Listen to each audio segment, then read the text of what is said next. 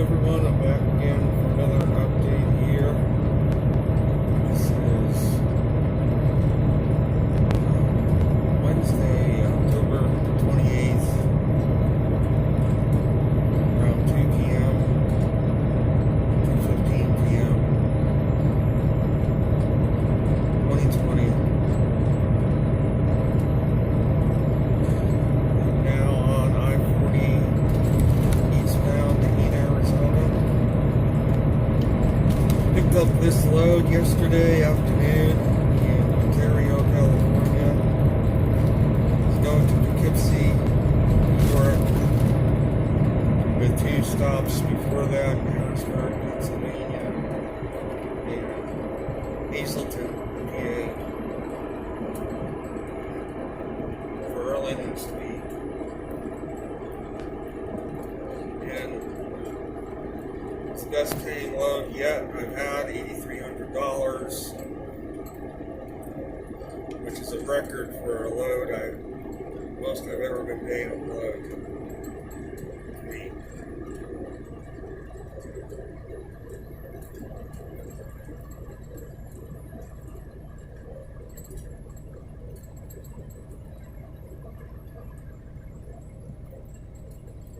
So I'm going to talk first about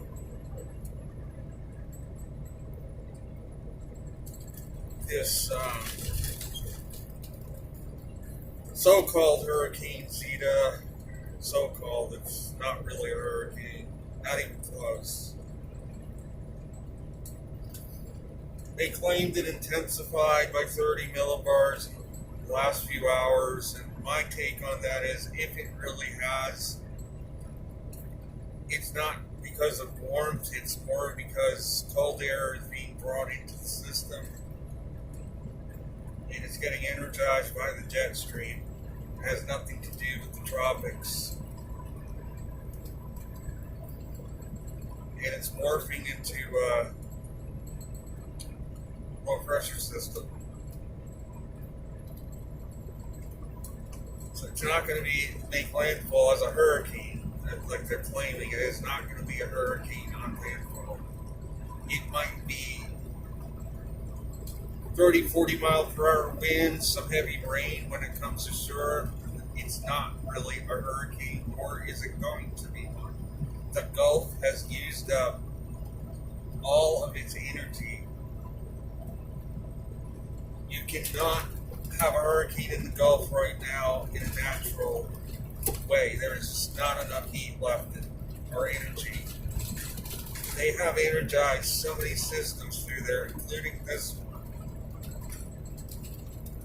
Anybody that looks closely with a trained eye could see that if this storm was left to itself, it would have dissipated in 6 to 12 hours. They are injecting energy into it continuously almost. What energy, I really don't know, but it's pretty apparent on the cloud top imagery that there is some sort of energy being put into this weather system from above. It's not a natural situation. It's artificial.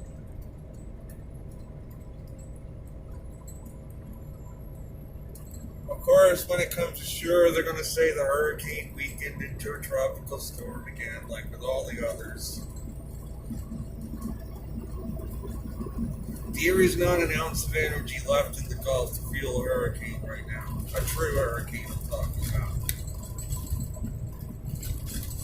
And this is going to lead into what I'm going to talk about next, is that the global temperatures are in a free fall right now. And nobody is going to say a word about it. I say that because last week we have had North America records falling left and right. Snowfall in October, below zero temperatures that are more like into the middle of winter rather than October. 20 below temperatures in Montana, where the record was 11 above. Records being shattered by 30 degrees in many parts of North America for cold. Records that have stood for well over 100 years. And what that tells me is global temperatures are in a free fall at the moment. Maybe they will recover. Maybe there will be a bit of a warm up after this. But you think about it. Records being shattered by 30 or more degrees that have stood for a century.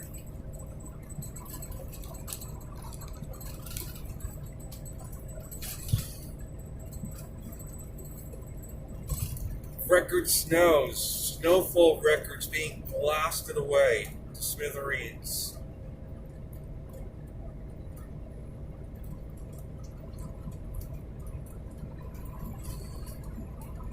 And this ties in, I said this some time ago, all their tampering with the weather this year with these storms, taking energy out of the ocean that should not have been taken out, is going to leave the oceans very chilly. And next year, there are going to be very likely no hurricanes without intervention.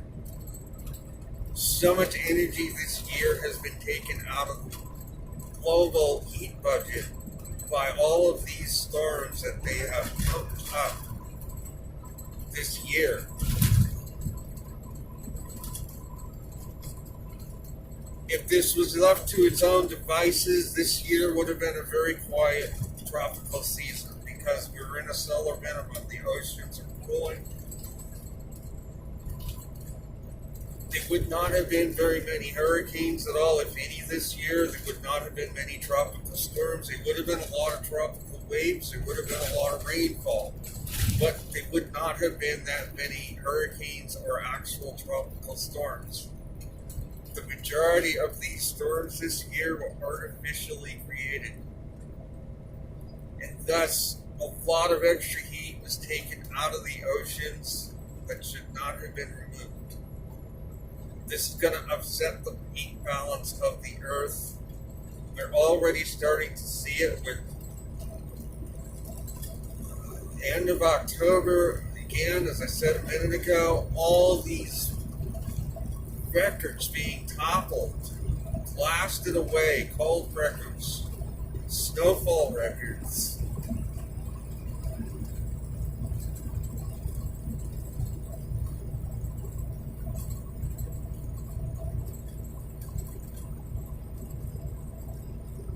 Even here in Arizona, it's only 55 degrees. Yeah, we're up a little high in this part of Arizona, but still, this is more like the middle of winter to be 55 degrees here.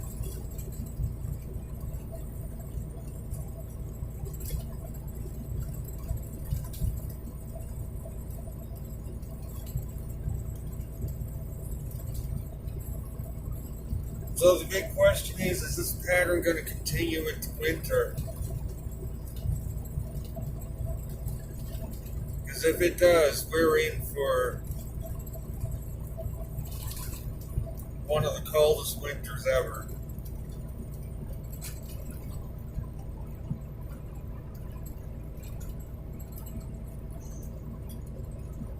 And again, I'm going to attribute it in part, if this plays out like that, to all the tampering they did with these tropical weather systems this year that removed a tremendous amount of heat from the Earth's heat budget. It's going to be hard to replenish because we are still in a solar minimum. And yes, we are supposed to be coming out of it soon. There has been a bit of activity on the sun, but we're not really going to come out of it till at least probably the middle of next year, maybe the spring.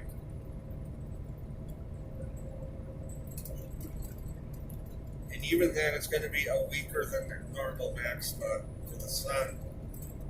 So there's not going to be much replenishment of heat next year for the oceans.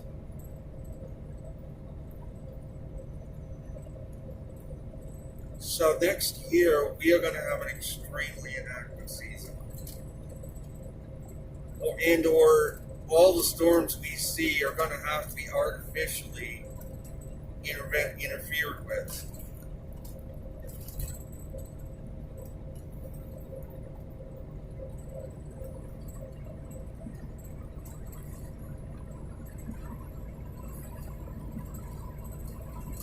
It'll be interesting to see what plays out. The La Nina is likely going to intensify because not only are we in a solar minimum still, but now they've taken so much heat out of the Earth's heat budget.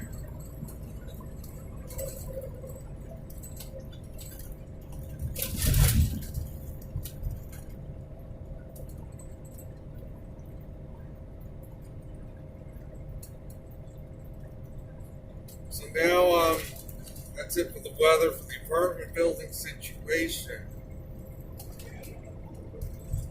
As I said in my last video, new code enforcer is not going to take action against the building at all. I said my next step was going to be to evict the tenants that haven't paid rent. However, looks like I'm going to have to actually evict one of them, because the others are all either moved out or are going to move out very shortly.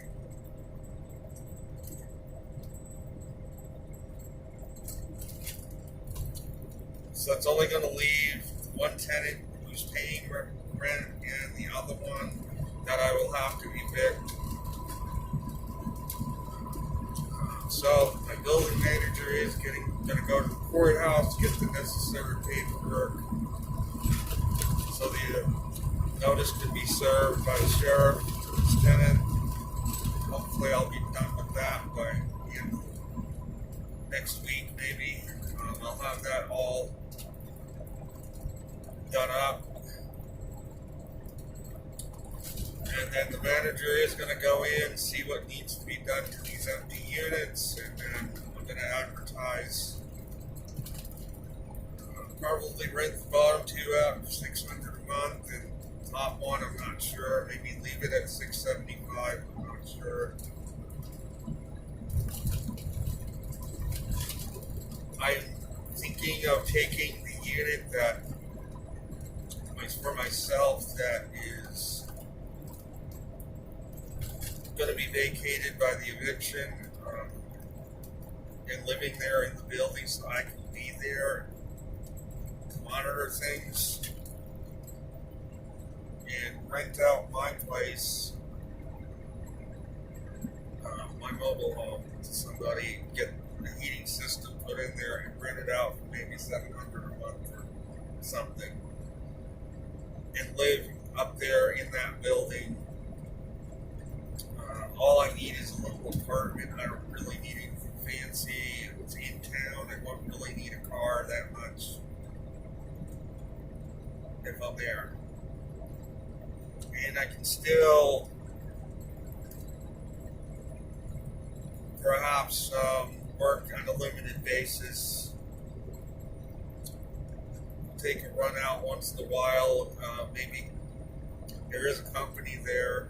Maybe they'll let me be a call-in for them or something, where I can drive their truck. I can either sell this truck or retire it or whatever. So I don't know. These are just things I'm thinking about at the moment.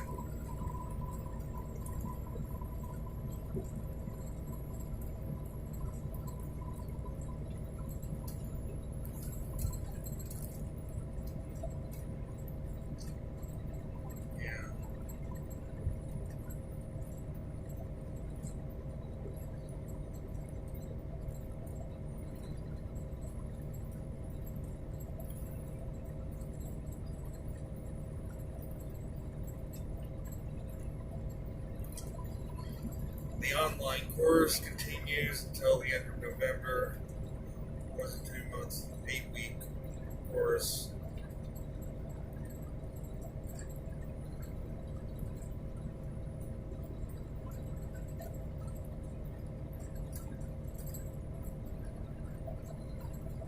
So I will be occupied to some extent with that, with doing the exercises.